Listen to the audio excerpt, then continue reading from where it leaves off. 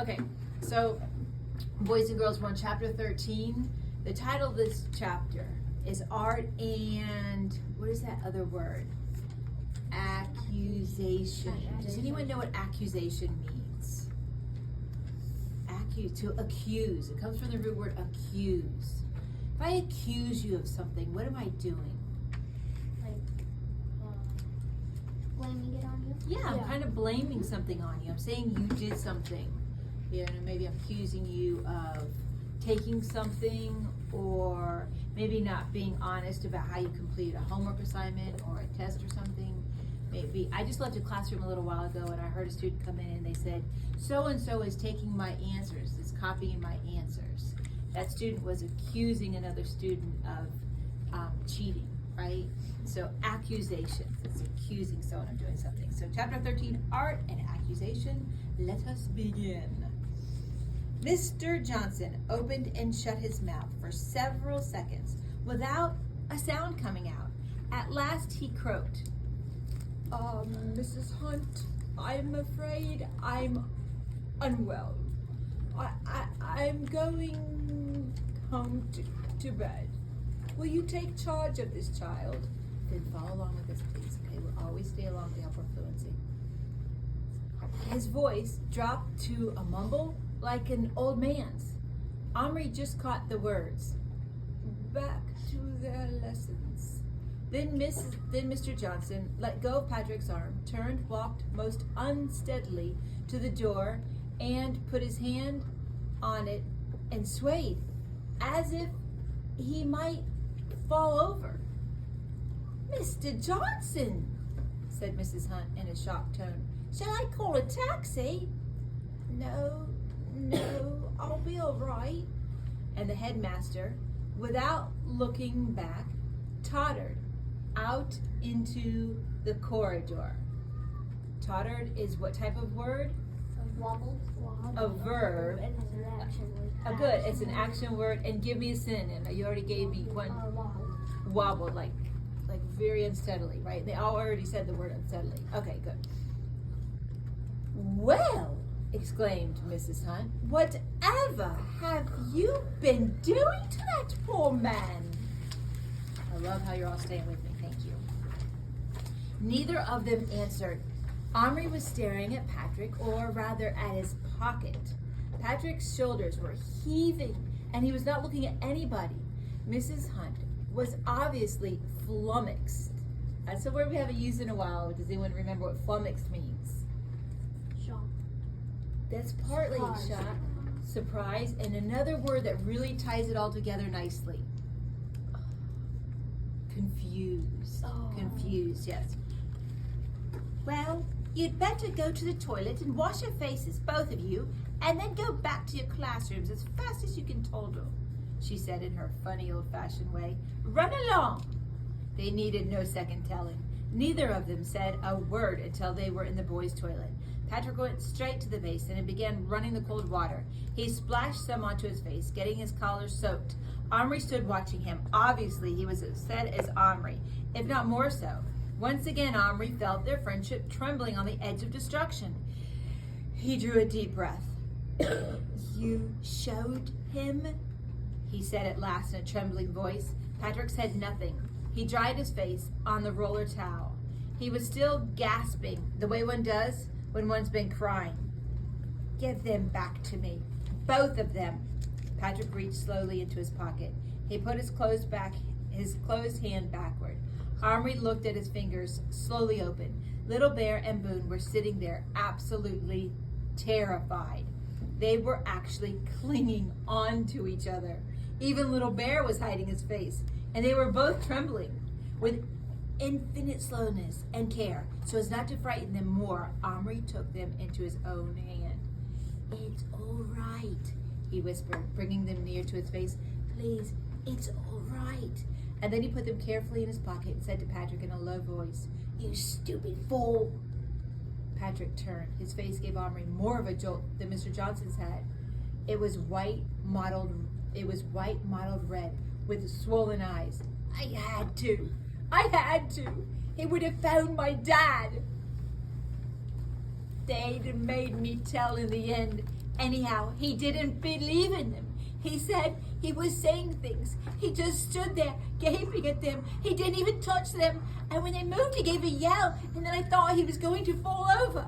He went white as a ghost. You saw. He didn't believe his eyes. Omri, honest, he'll think he dreamed it. Omri went on looking at him stonily. Can't I have Boone? Asked Patrick in a small voice. No. Please, I'm sorry, I told. I had to. They're not safe with you. You use them. They're people. You can't use people. Patrick didn't ask again. He gave one more hiccuping sob and went out. Omri took the little men out of his pocket again and lifted them to his face. Boone was lying flat on his front, holding his big hat down over his ears, as if trying to shut out the world. But Little Bear stood up. Big man, shout, give, fear, he said angrily. Small ears, big noise, no good. I know, I'm sorry, but it's okay now. I'm going to take you home. What about wife? His promise. Oh, Omri had forgotten all about that. Another Indian. Another live person to worry about? Omri had heard about people going gray-haired almost overnight if they had too much worry. He felt he might easily it happen to him. He thought back to the time, only a few days ago, when all this had started. He had fondly imagined it was all going to be the greatest fun anybody had ever had. Now he realized that it was more like a nightmare. But Little Bear was looking at him challengingly. He had promised. Right, after school, we'll go to the shop. There was still another hour of lessons to be got through. Fortunately, it was 2 periods of art.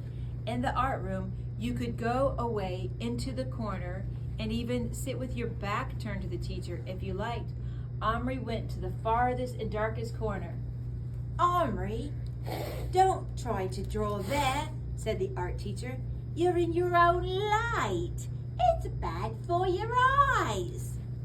I'm going to draw something huge anyway, said Omri. All the others sat near the long windows. Use hand sanitizer, please. He was quite alone, and if the teacher approached him, he would hear her feet on the bare floor. He suddenly felt he simply must get a little fun out of this somehow. So he cautiously fished Little Bear and Boone out of his pocket. They stood on the sheet of white drawing paper as if on a stretch of snow and looked about them. This school place? Asked Little Bear. Yes. Shh. Sure don't look much like the school I went to. Where's the rows of desks? Where's the slate and a bit of chalk? And why ain't the teacher talking? We're doing art. We can sit where we like. She doesn't talk much. She just lets us get on with it, replied Omri in the softest whisper he could possibly manage. Art, eh? Said Boone, brightening up. Say, that was my best subject. I was all top in art. Only thing I was good at. Still draw might when I gets a chance if it ain't nobody's around, 'cause they always laugh at me. He reached into his pocket of his own tiny jeans and he fished out a stub of pencil, almost too small to see. Can I draw a mite on your paper? Omri nodded, and Boone strode over to the very center of the paper, looked all around the white expanse stretching away from him in every direction, and gave a deep sigh of satisfaction. Then he knelt down and began to draw. First paragraph, top of page 131. Little Bear and Omri watched. From the microscopic point of Boone's pencil, there developed a most amazing scene. It was a prairie landscape with hills and cacti and a few tufts of sagebrush. Try to visualize the scene in your mind if you can. Boone sketched in, with sure strokes, some wooden buildings such as Omri had often seen in cowboy films. A saloon with swinging sign reading Golden Dollar Saloon and twirly writing. A post office and a general store and a livery stable and a stone house with barred windows and a sign saying jail. Then, moving swiftly on his knees, as if it were from one end of the street to another, Boone drew in the foreground figures of men and women, wagons, horses, dogs, and all the trappings of a little town. From Boone's point of view, he was drawing something quite large, making the best use of his vast piece of paper. But from Omri's, the drawing was, what's that word? Minute. Very good. Which means really what? Small. Really Miniature. tiny or small, miniature, perfect. Perfect in its detailing, but smaller than any human hand could possibly have made. He and Little Bear watched, fascinated. Boone, you're an artist, Omri breathed at last, when Boone had even made the mud on the unpaved street look real. Little Bear grunted. But not like real place, he said. Boone didn't trouble to answer. In fact, he was so absorbed he probably didn't even hear. But Omri frowned. Then he understood. Of course, Boone's town was part of an America that was not thought of during Little Bear's time. Boone, he whispered, bending his head down. What year is it? Your town? Your time? Well, last time I saw a newspaper, it was 1889. There, that's my drawing. Not bad, huh? It's absolutely brilliant, said Omri enthralled. Omri! Omri jumped. His two hands instantly cupped themselves over the two men. From the other side of the room, the teacher said, I see it's no use trying to stop you chattering. You even do it when you're alone. Bring me your picture. What do you think she's going to say? Wow. How'd you do that? For a moment, Omri hesitated, but it was too marvelous to be passed up, so he scooped them into his pocket and picked up the sheet of paper. For once, he wouldn't stop to think. He'd just enjoy himself. He carried Boone's drawing to the teacher and put it innocently into her hand. What happened then made up for the good deal of worry and general upset the little man had caused him. First, she just glanced. Because at a glance, the drawing in the middle of the paper just looked like a scribble or a smudge. I thought you said you were going to do something huge, she said with a laugh. This isn't much more than a... And then she took a second glance. She stared without speaking for about 2 minutes. And while Omri felt inside of him beginning with a huge, gleeful, uncontrollable laugh. Abruptly, the teacher, who had been perched on her desk, stood up and went to a cupboard. Omri was not surprised to see a magnifying glass in her hand when she turned around. She put the paper down on the table and bent over with a glass poised. She examined the drawing for several minutes more. Her face was something to see. Some of the nearest children had become aware that something unusual was going on, and they were also craning to see what the teacher was looking at so attentively. Omri stood with the same innocent look on his face, waiting, and the laugh was slowly rising inside of him. Fun? Oh yeah, this was fun if you liked. This was what he had been imagining. The teacher looked at him. Her face was not quite as stunned as Mr. Johnson's had been, but it was the absolute picture of bafflement. Omri! How in the name of all that is holy did you do this? I like drawing small, said Omri quite truthfully. Small! This isn't small. It's tiny. It's infinitesimal.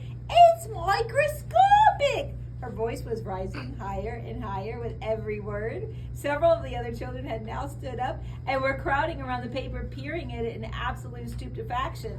Small gasps and exclamations of wonder were rising on all sides. Omri held in his laughter, which was threatening to explode. The teacher's eyes were now narrow with astonishment and doubt.